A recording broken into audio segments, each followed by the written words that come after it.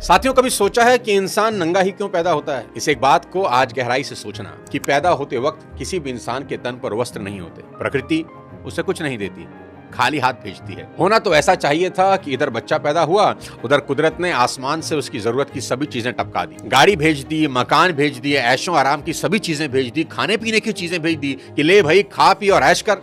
लेकिन कुदरत ऐसा कभी नहीं करती। क्या कुदरत के पास ये सब चीजें होती नहीं है?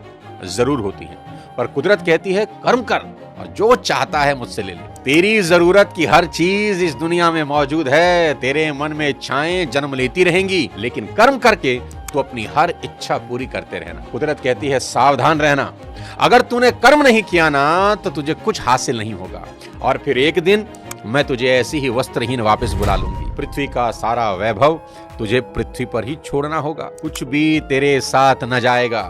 सुख और दुख मेरे ये दो दूत तेरे साथ रहेंगे हमेशा। तू जैसे जैसे कर्म करेगा तुझे वैसे वैसे फल मिलते रहेंगे।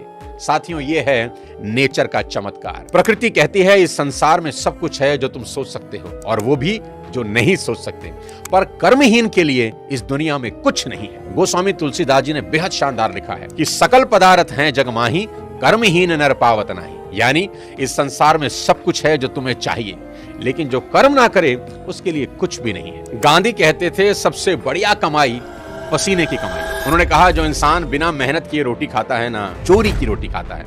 स्वाभिमानी इंसान कभी दूसरों की मेहरबानियों पर जिंदा नहीं रहते। और इस वीडियो में मैं आपको बताऊंगा कि कोई भी काम कभी छोटा नहीं होता। लोगों की दिक्कत क्या है जानते हैं? मैं बताता हूं। बड़ा काम मिल नहीं रहा और छोटा आप करेंगे नहीं, तो फिर जिंदगी में क्या करेंगे? क्या यूं ही इस जिंदगी का बेड़ा गर्क हो जाने देंगे? आज जरूर कुछ लोगों के पास जिंदगी के कुछ सहारे होंगे। माँ बाप का सहारा होगा, इधर उधर का कोई सहारा होगा, लेकिन कल यदि वो सहारे नहीं रहे तो क्या करेंगे हुजूर? इस बात को आज अच्छे से समझ लें कि जो समय आज आप खराब कर रहे हैं ना, कल वही समय खून के आंसू रुला देगा, और ये दुनिया आपकी बर्बादी का तमाशा देखेगी हंसते हंसते। काम चोर और कर्महीनों की यही गति होती है। नोट कर लो आज मेरी बात कि इस दुनिया में समझदार लोग किसी काम को छोटा नहीं समझते।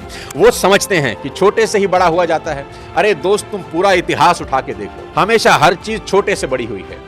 खुद सोचो, दिमाग लगाओ, आप बड़े पैदा हुए थे कि छोटे? सीधा 20 साल के तो पैदा नहीं हुए थे ना, धीरे धीरे ही बड़े हुए। एक छोटा सा बीज ही पेड़ बनता है। मकान ऊपर से नीचे की ओर नहीं बनता, बल्कि नीचे से ऊपर की ओर बनता है। नोट करो, ईश्वर सर्वशक्तिमान है, सारा ब्रह्मांड उनके ही हाथ में है, मगर वो भी जब इस धरा पर आए तो बाल रूप में ही आए। फिर चाहे राम हो, कृष्ण हो, नानक हो या कोई पीर पैगंबर। प्रकृति, नेचर हमेशा छोटे से बड़े होने को सपोर्ट करती है। इसलिए किसी भी काम को कभी छोटा मत समझना। कोई भी काम हाथ में लेकर मेहनत और लगन से उसे बड़ा बना देना। उठो, कमर कस लो, कसम उठा लो कि इस दुनिया को कुछ करके दिखाना है यार, कुछ बनना है। गुमनामी की मौत नहीं मरना। पूरी दुनिया के लिए नहीं तो कम से कम अपने देश के लिए उठो। देश के लिए ना सही तो राज्य के लिए उठो। राज्य के लिए ना सही तो सोसाइटी के लिए ही सही। ऐसी मिसाल कायम करनी है कि लोग आपको और आपकी मेहनत को कालांतर तक याद रखें कि कोई इस धरती पर आया था और अपने पैरों के निशान छोड़ गया। ये दुनिया आपको एक कर्मवीर की तरह याद करे, ना कि एक कामचोर और निकम्मे इंसान के तौर पर। दोस्तों, जहां हो वहीं से शुरू करो, जैसे हो वहीं से शुरू करो। बस शुरू करो, बड़े से नहीं छोटे से शुरू करो।